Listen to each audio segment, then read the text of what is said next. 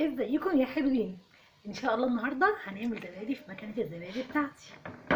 جاي اعرفكم عليها النهارده، حلوه قوي، بتوفر كتير. هنعمل 8 كوبايات زبادي بمعلقه زبادي واحده بس، معلقه واحده يعني المقادير هناخد منها معلقه واحده بس. يلا بينا نعرفكم بقى بالمقادير. المقادير كيلو لبن بقري او جمسي اللي انتوا عايزينه، بس انا بحبها بالبقري، ومعلقه زبادي زي ما قلنا، وكمان سنه ملح صغيره، ومعلقه وثلاث معالق لبن بودر او معلقه كبيره من دي. يلا بقى نقول لكم هنعمله ازاي. نجيب الكوبايه دي ونحط فيها معلقه زبادي واحده مع سنه الملح. نحط الاول سنه الملح اهي،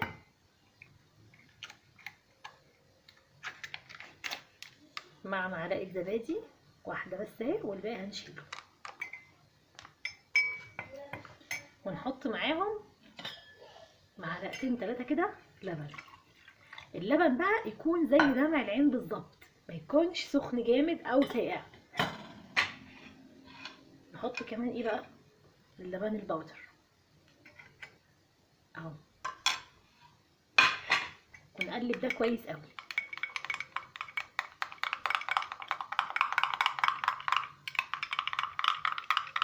اهو. كله اختلط مع بعض اهو. نضيف عليهم كمان شويه لبن ونقلب تاني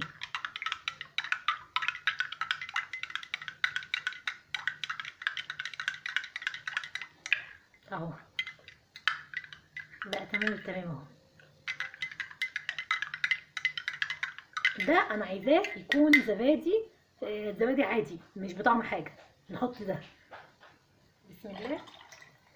حطيناها على لتر اللبن.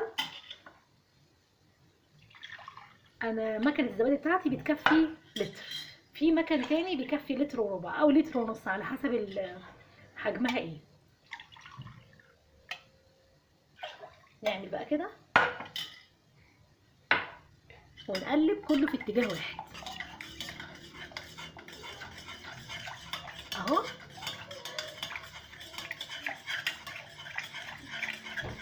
لعند ما كله يختلط ببعضه.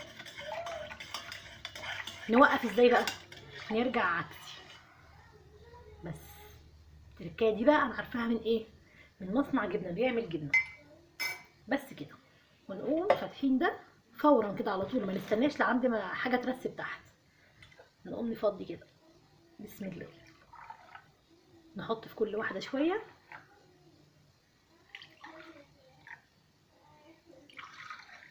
نخلي بالنا ما نوقعش في علبه الزبادي دي في مكنه الزبادي، لان تنظيفها بيبقى صعب. فحاولوا على قد ما تقدروا ان انتوا تخلوها نظيفه. تحطوا في الكوبايات كلها في الاول كده، وبعدين ترجعوا تكملوا تاني شويه شويه كده.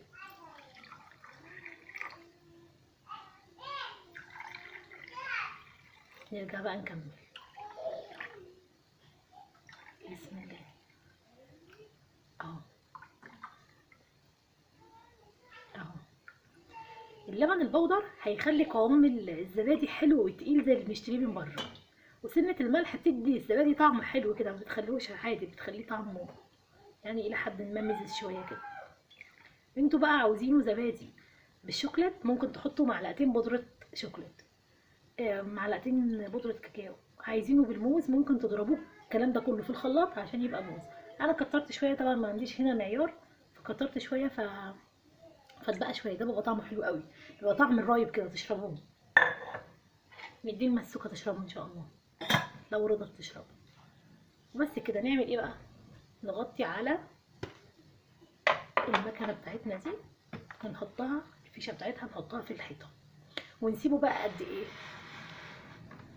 في الشتاء ممكن ياخد 4 ل5 ساعات، في الصيف ممكن 3 ساعات، طبعا عشان حراره الجو في الصيف بتبقى شديده، فمش محتاج ان هو يقعد كتير عليها يعني.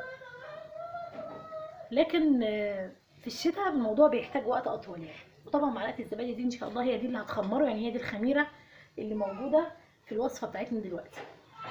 هتلاقوا الغطا ده بقى عليه من كتر ما خلاص الزبادي في حراره بقى هنا وبتطلع. هتلاقوا هنا بخار ميه كتير، ما تشيلوش اي حاجه وحطوها في مكان ثابت، يعني على رخامه المطبخ كده، لو قريب من الرخامه فيشه تحطوها عليها وتسيبوها، مفيش تحريك، نسيبه زي ما هو كده بالظبط عشان ما يتبهدلش وما يبصش، والتخمير يتم على خير، يعني عشان كمان الزبادي ما تفصلش ويبقى فيها شرش. وفي ناس كتير بيعملوها بكوبايه زبادي. كوبايه الزبادي بقى لما بتتعمل كلها بتيجي في اللبن تعمل ايه بقى؟ تعمل شرش، لكن ده ان شاء الله مش هيطلع فيه شرش، وهوريكي كل حاجه. هنحطها دلوقتي في الكهرباء وهنشوف الساعه كام دلوقتي حوالي الساعه 3:30. هنشوف بعد 4 أو 5 ساعات ان شاء الله الموضوع تم على ايه. احنا كل شويه نيجي نبص فيه، بس مش هنشيل ده، هنسيب ده زي ما هو كده، وطول ما الجهاز ده منور يبقى انت عارفه ان الجهاز شغال. لو الكهرباء قطعت فصلت يعني منكم، ممكن تسيبوه زي ما هو برضو، ما تكشفوش الغطا، لان كشف الغطا ده هيقلل التخمير بتاعه، وهيطول مده عمايل الزبادي. فهنعمل كده ونشوفه، وبعد كده هقول لكم هنعمل ايه. ورجعت لكم تاني يا اصحابي بعد 5 ساعات علشان نشوف اخبار الزبادي ايه. يلا نمسك الاول المكنه بتاعت الزبادي ونرجها كده. الحمد لله كله ثابت اهو ما بيرجش. نعمل ايه بقى؟ نشيل الغطا ده ونشوف الزبادي اخبارها ايه. يلا نشوف دي. بصوا ما شاء الله اللهم بارك، بصوا عامله ازاي، شايفين اهي ثابته وجميله ازاي. كل ده بايه؟ بمعلقه زبادي واحده بس، ولا في شرش ولا في اي حاجه من فوق. احسن من الزبادي كمان الجاهز اللي بنشتريه من بره. يلا نشوف اخبار قوام الزبادي ايه. بصوا ما شاء الله، زبادي يعني قشطه قشطه يعني. طيب احنا كده وفرنا كتير، وعملنا حاجه نظيفه وحاجه زي الفل وكويسه، والحاجه كلها مضمونه. والاهم بقى ان احنا ما شاء الله عملنا كتير، مش حاجه قليله. على فكره احنا كمان ممكن نعمل، اللي ما عندوش مكنه زبادي يعني ممكن يعمل في الفرن عادي، فرن البوتاجاز. نعمل ايه؟ نجيب الكوبايه دي زي ما هي كده بالظبط، ونحطهم في صينيه، والصينيه يكون فيها ميه، ونشغل الفرن، وبعد شويه نطفي الفرن. اهم حاجه الفرن يبقى دافي، يعني يقعد وقت كده، يعني ممكن نص ساعه او حاجه والفرن شغال عليهم، وبعد كده نطفي الفرن ونسيبهم زي ما هم، ما نحركهمش برده، وان شاء الله هتطلع كده. بس مكنه الزبادي اولا يعني ما بتعملش لبخه، يعني ما شاء الله حلوه وتحسوها شياكه واناقه كده، والحاجه بتطلع فيها زي الفل كده، ومفيش اي فيها يعني. مش هقول لكم الزبادي مش هتنجح فيها، لا بالعكس هتنجح وتبقى زي الفل. نعمل ايه بقى؟ على فكره مكنه الزبادي مش غاليه، هي كان انا جايباها طبعا من ايام فرحي من كام سنه، كانت يعني من اكتر حوالي 13 سنه كده، كانت تقريبا 120 جنيه، 125 جنيه حاجه كده يعني. فدلوقتي يعني زادت، هتزيد ايه يعني، ممكن توصل ل 500 جنيه. 500 جنيه دلوقتي مش فلوس والله، عشان خاطر نعمل زبادي حلو ونضيف زي ده. نعمل ايه بقى دلوقتي؟ ناخد علب الزبادي دي ونغطيها بغطيانها وندخلها التلاجة. نفتح بقى المكان المخصص للألبان ونحطه كده. انا بقى ما للاسف استاذ حمدي باشا زوجي العزيز ما جابش الغطيان بتاعه الكوبايات، لان كنت هنطها في مكان لوحدها كده، فهضطر بقى ادخلهم هنا عشان ما ياخدوش اي روايح خالص من التلاجة. اهو